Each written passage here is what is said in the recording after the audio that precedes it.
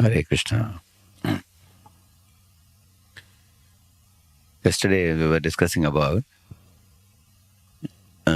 searching after the ultimate happiness. So we were talking about how most people in the world look for sense gratification, considering it to be the ultimate goal in the form of land, gold, money, women, post, position, fame, name, and all these things. So even after achieving all these things, when one is fed up, one is frustrated, then one goes for heavenly pleasures and looking for a long duration of happiness, higher standards of pleasure, fine enjoyments. So when one is frustrated even with that, then one gets to the understanding that one has to be detached. Kopyanamanta, Kalubhagyamanta, Vedanta, Sareshu, Sadaramanta, the Jnanis. So one thing becomes very clear in the scriptures, Kamasya nendriya pritir labho jiveta yavata jivasya tattva jignasa nartho yascheha karma bihi.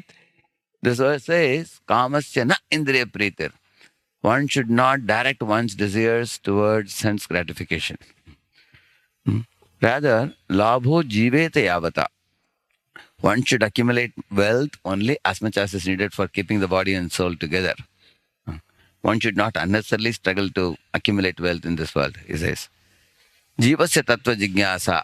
The goal of life should be to understand the absolute truth. Not just acquire mundane knowledge of dead matter, jada vidya. And then nartho yascheha karma bihi, he says. The wealth accumulated also should be used for Krishna consciousness and not for doing mundane activities. So this is a very famous verse. Prabhupada loved two verses in the Bhagavatam. This is one of them. And then the other verse says, Dharmasya hi apavargasya narthorta yopakalpate nartasya dharmaikantasya kamolabhaya hi smritaha. He says, Dharmasya hi apavargasya. Dharma means religion.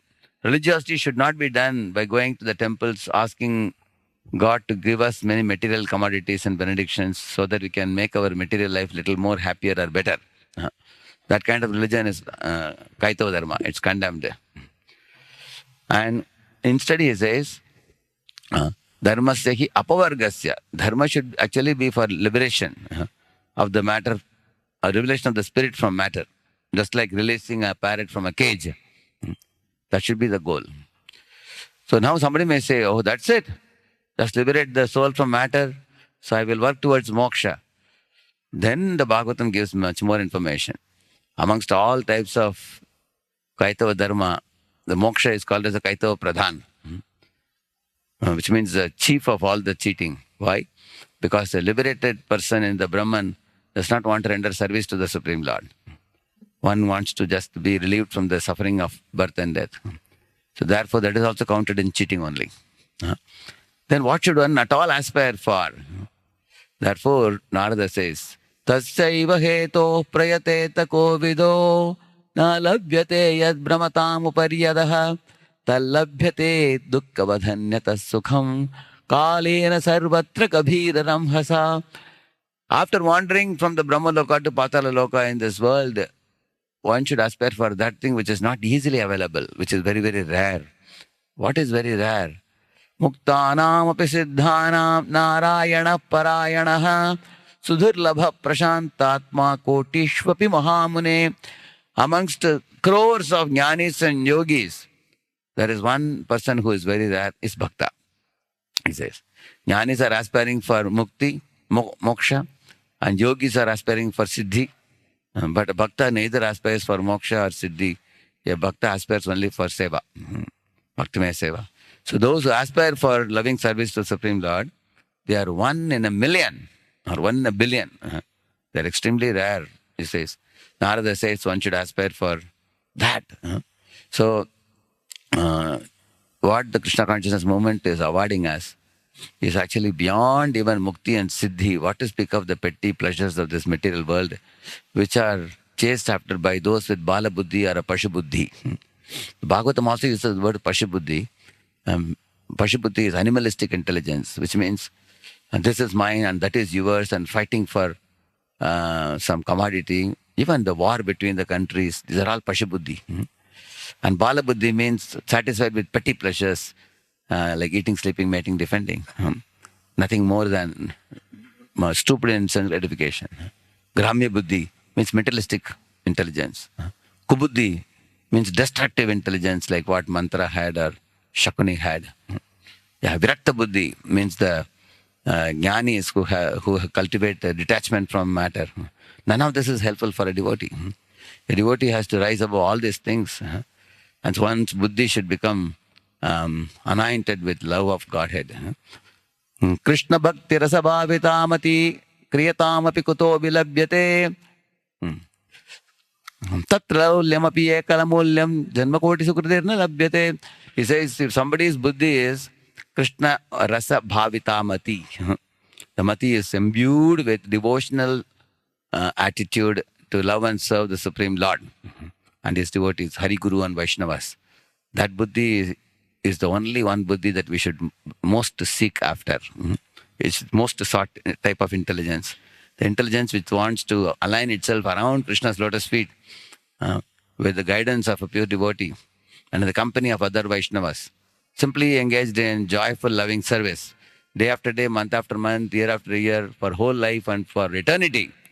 That type of buddhi is most wanted. If any of us is aspiring for that buddhi, then we are in the right moment. And Prabhupada has given us the chanting of the holy name in the Guru Parampara. And Prabhupada disciples, they all have practiced for more than 40, 50 years. And they have set an example for us. And we have to continue in the same path. So be clear what you should aspire for without fixing the ultimate goal in our mind. We will simply be tossing like a boat in a Atlantic without anchor. Without the anchor, we will get tossed away by the winds that come in the ocean. So mostly our distraction in the chanting is due to not fixing the goal very clearly. So in the 2-3 days, we have Grace Nitai Sevani Mataji has come to Pune.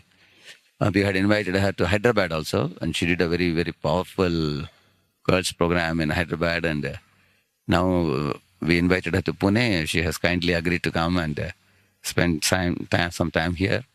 So she's a very, very beautiful example of a vigorous preacher of Krishna consciousness in multiple languages.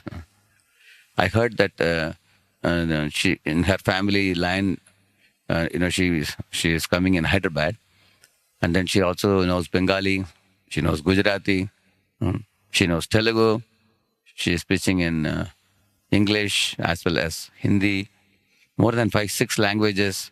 She's learned the languages and reaching out this message of Krishna consciousness in multiple languages to millions of audience.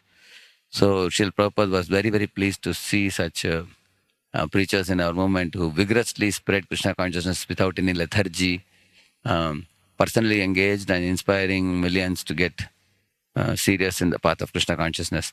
Because this message of love of God is such an important message, and it should be reached to nook and corner of the universe.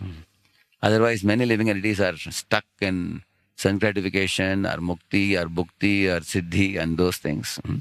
So, it's of course very important for us to practice well. At the same time, preaching, propagating, reaching to many, many souls is very, very important too. And that can change the face of the world.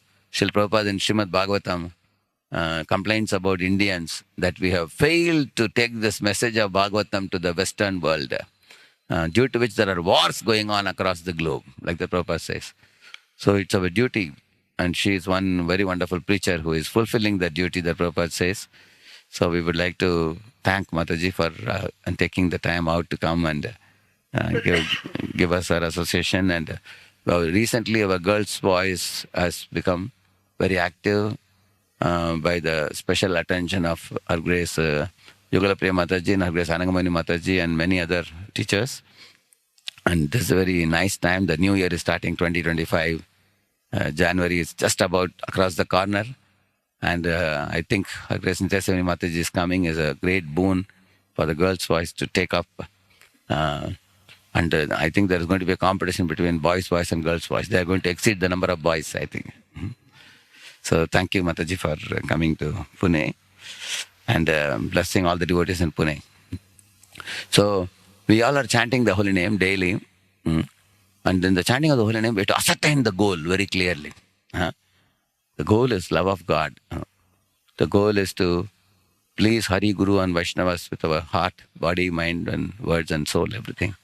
So make this goal very firm in the heart and don't get diverted by any other goal.